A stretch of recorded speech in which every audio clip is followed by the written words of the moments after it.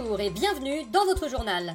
À la une cette semaine, le gouvernement Barnier a nié toute implication après que plusieurs députés macronistes défavorables au Mercosur ont retrouvé une tête de cheval dans leur lit à leur réveil.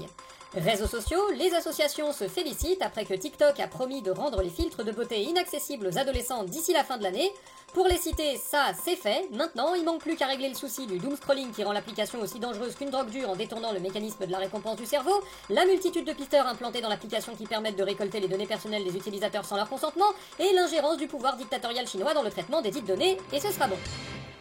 Guerre au Proche-Orient, un récent sondage a montré que plus des 2/3 des Israéliens ne croient pas que leur pays ait remporté la guerre contre le Hamas. Benyamin Netanyahou, peut-on parler d'un revers pour votre stratégie? Pas du tout, c'est très bien qu'ils pensent qu'on n'a pas gagné, parce que tant qu'on n'a pas gagné, ça veut dire qu'on peut continuer à bombarder. Vous savez, tant qu'il reste des Palestiniens vivants et des territoires pas annexés, il y a aucune raison de finir, hein. Et j'imagine que ça a aussi un lien avec le fait que vous voulez éviter qu'on parle de vos affaires judiciaires. La la la la la la la.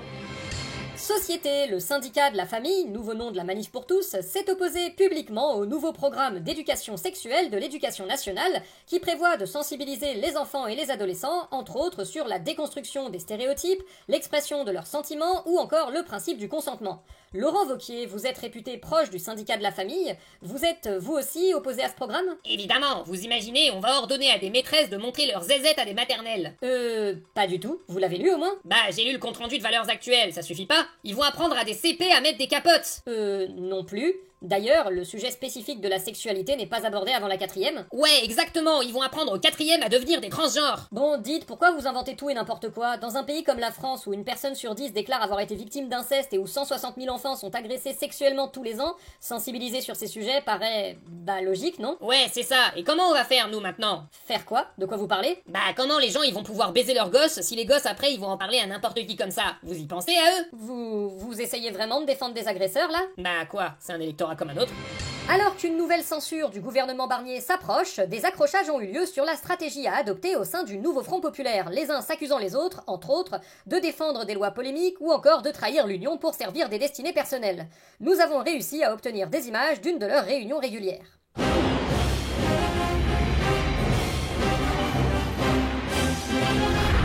Bon, pour aujourd'hui, j'aimerais qu'on se penche sur la niche parlementaire de... Excusez-moi, mais pourquoi c'est vous qui présidez? Vous êtes qui? Moi? Je suis Lucie Castet, je représente l'Union de la gauche. Ah bon? Mais vous êtes chef d'un parti ou quelqu'un d'un peu connu? Non, mais je suis haute fonctionnaire et... C'est la seule personne un peu décente autour de cette table. Non mais attendez, depuis quand vous êtes chef de l'Union de la gauche? C'est qui a décidé ça? C'est toi. Ah oui, c'est vrai. Bref, du coup, j'aimerais qu'on se penche sur la niche parlementaire de LFI. 1, 2, 3, 4, 5... Tu fais quoi, Jean-Luc? Je compte les amendements déposés par les macronistes pour l'abrogation de la réforme des retraites. Ah, et y en a beaucoup? J'en suis à 894. Alors, j'ai fini de compter, les macronistes ont déposé 986 amendements. Bon, ok, ils font de l'obstruction, mais en vrai, est-ce qu'il y a une chance d'abroger la réforme aujourd'hui?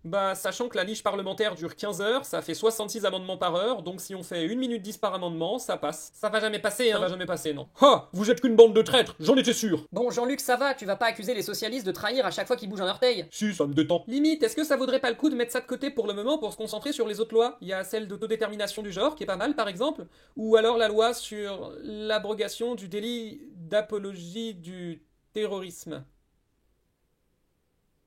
Quoi? Non, mais la réforme des retraites, c'est bien. Ouais, grave. Non, mais dites-le si je vous fais chier, hein. Tu nous fais chier. Vous allez pas me dire que vous êtes pas d'accord. Je suis pas d'accord. Je reformule. Vous allez pas me dire que vous êtes de gauche et que vous êtes pas d'accord.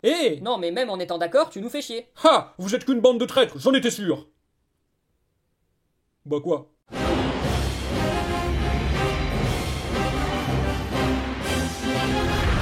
Pour notre entretien du jour, nous accueillons le Premier ministre Michel Barnier. Michel Barnier, bonjour. Bonjour. Michel Barnier, ces derniers jours, les oppositions vous ont menacé de censure si vous ne lâchiez pas du lest sur le budget. Est-ce que vous allez accéder à leurs revendications? Certainement pas. Tout ce qui n'est pas dans mon gouvernement, c'est que de la chienlit qui veut détruire l'économie du pays. On leur concédera rien. Et puis, s'ils nous censurent, ils vont détruire la France et il y aura plus de pays en 2025. C'est ça que vous voulez? Hein?